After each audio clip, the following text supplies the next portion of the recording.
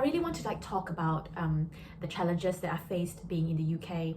So the first one is definitely, I feel, is the cultural difference and the gap that you feel that it's not really synchronizing with the people here. But I think that is normal because well, anywhere you go, you have to adapt to the culture. For example, I think just because the people in the UK all have different kinds of accent, depends on where they come from. I had a really tough time to really listen to them, how they speak and what do they really mean. I have to pause and tell them, say, look, I'm from Malaysia, I just moved to the UK, and probably I'll need to take more time to understand what you really mean. And the people here, they are very understanding.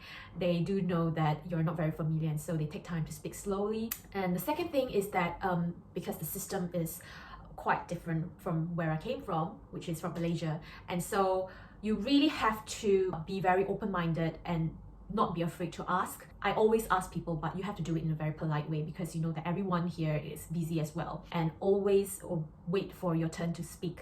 For example, if there's someone speaking to the consultant, and although you're very anxious and would like to know what to do with the patient, always wait for your time to speak. And that's one thing that I've learned, because sometimes I get very scared and sometimes I get very anxious and quite pushy sometimes, and I have to just take it back a little to just pace myself and tell the consultant that I need to speak with you regarding the patient. Other things are I think some of the challenges are really being in a foreign place. There's not many people that you know of, and you feel very isolated. I mean, these kinds of feelings are very common, but in Manchester, I'm very lucky because there are so many Malaysians as well in my hospital. Even knowing one or two of them is very, very helpful and make you feel really at home. For example, I had one of my friend who is a junior foundation year Doctor 1. So she's very new, but I mean, Malaysians, they are very easily to spot, and their accent and their way they speak. So I went to her and I just asked her that, what's your name? And where do you study? Are you originally from UK? And I slowly prompt her that, are you Malaysian? And turns out that yeah, she is. And more fun is that I was asking her whether you speak Mandarin, and she's like, yeah, I do. And I'm like, great. And we became very good friends, and instantly I felt more at home. And I think that the social support part is really, really important when you're in a foreign country. And then after that, I get to know other friends as well from different departments, and it really makes a difference because whenever I feel lonely or whenever I don't understand the UK culture, I can always go to them to ask, because they have been studying here for the past couple of years and they know more about working in the UK, and I think that really helps.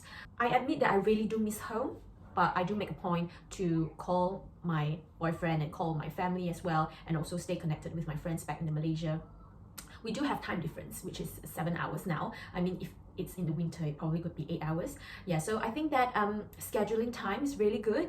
Yeah, so I usually tell them that, hey, weekend, what time shall we call? Shall we make a video call? And just to stay connected, and so that they will be able to know what you're up to as well. And I think that social network right now is so great, and you can just see them, although you can't touch them and feel them. I really do miss my boyfriend a lot. So yeah, I think that's something that you have to bear with it as well when you first come to the UK, and just make yourself busy. I sign up to the gym, I go to the gym, I work out, and the weekends I find people, I find friends, drink coffee. I think it really takes the loneliness out from your mind a lot, and that helps. Apart from that, I think that it's just very important for you to keep yourself active and busy, because you need the endorphins, you need the sweat to make you feel happy sometimes. Although of course sometimes you do feel lonely, but just tell yourself that just distract yourself. I think it's very, very important.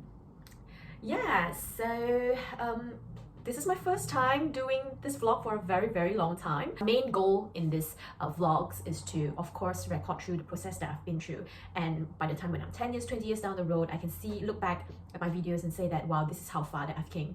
And also, I would also like to speak a lot about mental health, because currently I'm living alone in a foreign place, and it's all starting from zero. I don't have any social networks here. I don't know how they work, how do I get into trainings and all that. Everything's starting from scratch. But I think that this is a very transformative period for me, and I would like to use this platform to really speak a lot regarding mental health as well. Being a healthcare personnel is so tough. I mean, being a nurse, being a doctor, it's so tough. I mean, not many of you knows that apart from the working hours, the stress, the legal stress, and there's so many responsibility on your shoulders, and it's also very physically demanding. I would really like to just put on to the world something that I've been through this few years and what I've cultivated and what are my practices, and just put it off to the world. And I think regardless that you're in the UK or any parts of the world back in Malaysia can benefit from this vlog as well. So stay tuned. Goodbye. See ya.